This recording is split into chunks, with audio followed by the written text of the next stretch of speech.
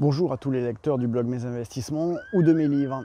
Alors aujourd'hui, on va voir quels sont les 7 plus gros mensonges dans l'investissement immobilier.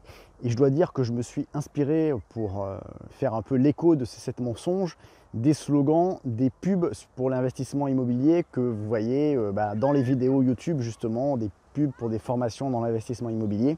Donc à partir de quelques accroches de ces pubs, on va essayer de démonter les 7 plus gros mensonges de l'investissement immobilier.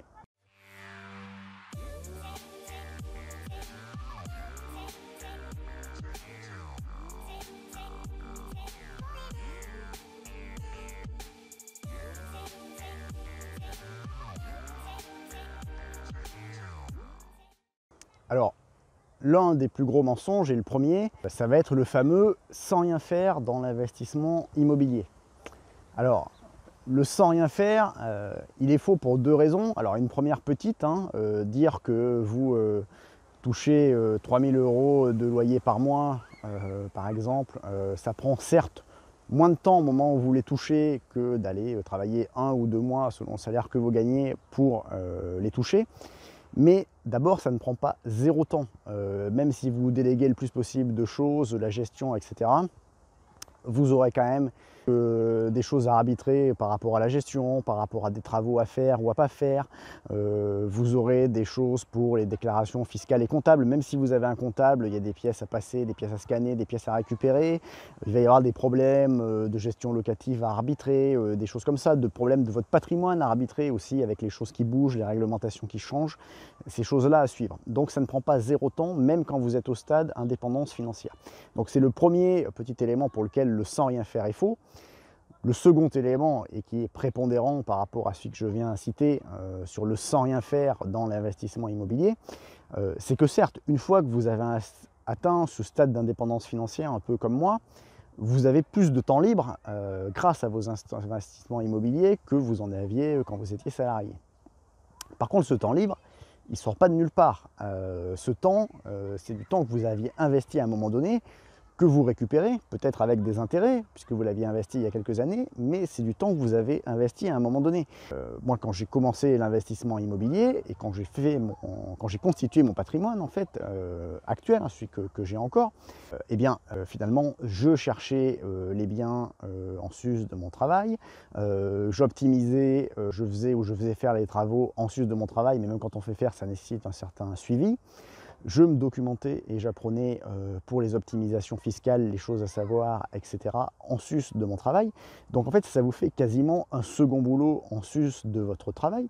Et évidemment, je ne vais pas vous cacher que si vous regardez la télé ne serait-ce que 3 heures par jour, ce qui va faire une vingtaine d'heures par semaine, la vingtaine d'heures par semaine pour regarder la télé, ça ne va pas vous laisser assez de temps pour gérer en plus du reste de votre boulot, de vos contraintes personnelles, familiales, etc., assez de temps pour construire votre patrimoine immobilier qui, à un moment donné, va peut-être vous donner une indépendance financière. Donc ce sans rien faire, c'est le premier des 7, mais c'est sûrement un des plus gros mensonges sur l'investissement immobilier et sur les pubs qu'on vous fait dessus. Puisque c'est du temps en fait que vous avez de libre à un moment donné quand vous avez atteint l'indépendance financière, mais ce temps il ne sort pas de nulle part, vous le récupérez avec quelques intérêts du temps que vous avez investi à un moment donné dans vos investissements immobiliers. Le second mensonge de l'investissement immobilier, c'est le mythe du cash flow et de la rapidité. Le fameux 2500 € de cash flow en un an, etc.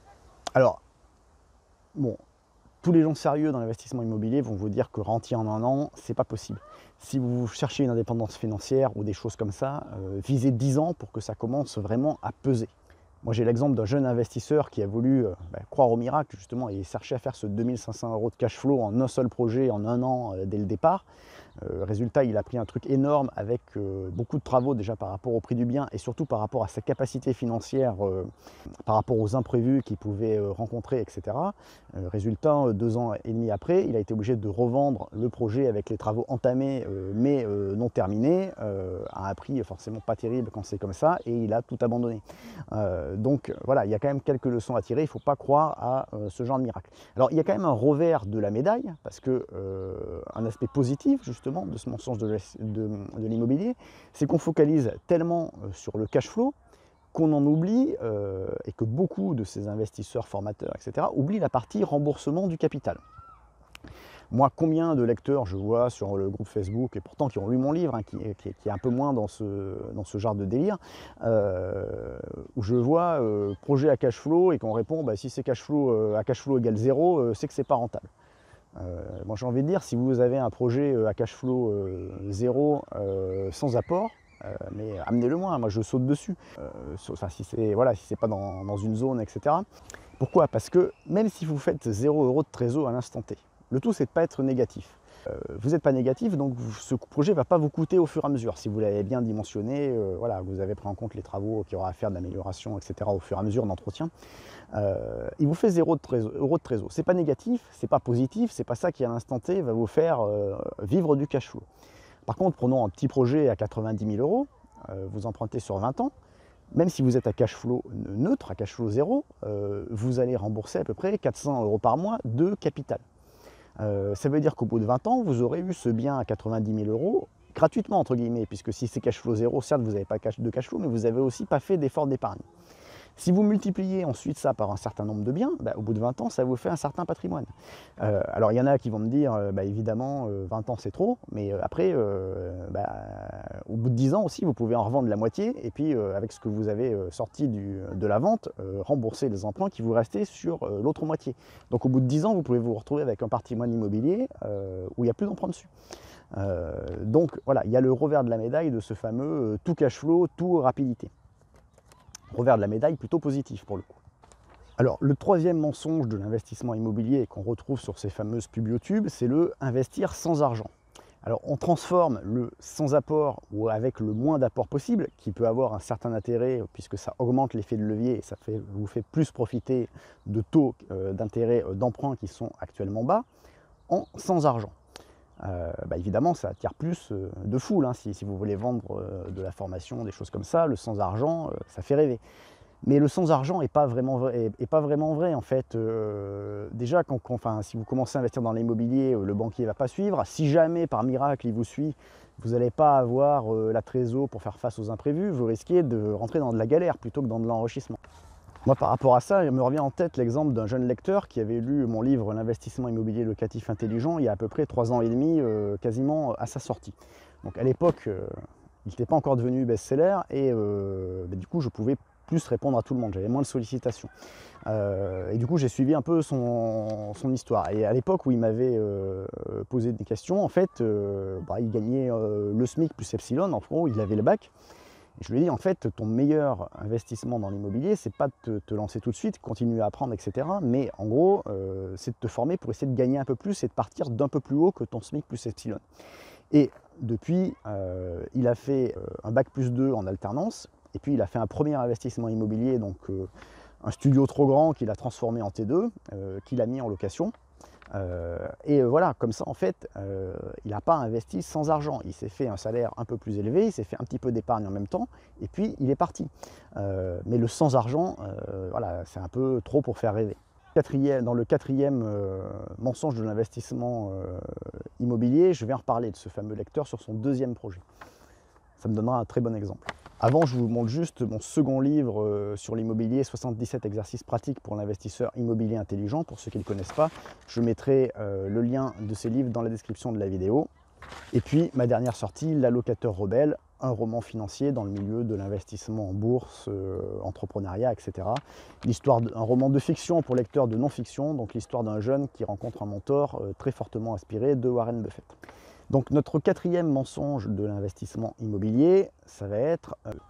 donc en gros, quelqu'un qui n'a pas d'argent, qui gagne un SMIC, il a plutôt intérêt à se former, mais pas dans l'immobilier, pour se former, pour essayer de prendre un diplôme qui va lui permettre d'avoir un meilleur salaire, plutôt que d'investir 1000 €, qui est toute son épargne, dans une formation dont il ne pourra rien faire en pratique. Ça, il faut le dire, même si ça n'arrange pas certains formateurs qui appâtent ce genre de cible.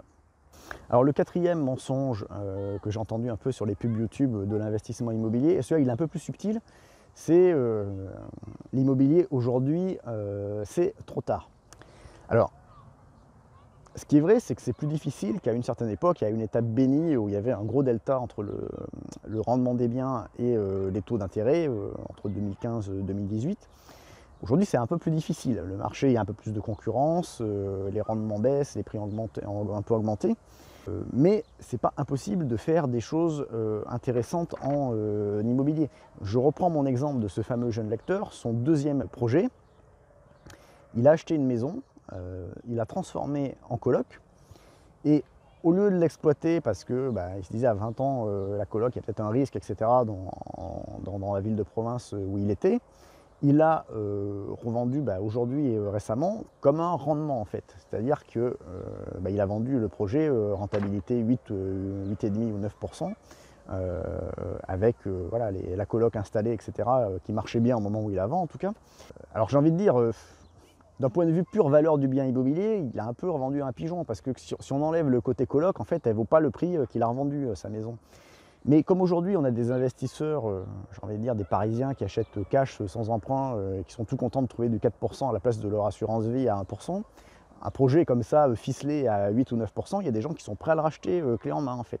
Donc c'est une façon. Alors il est un peu sorti des sentiers battus, mais ça veut dire que voilà, en étant inventif, il y a encore des choses intéressantes à faire, et il y a encore des gens qui arrivent à faire des choses intéressantes.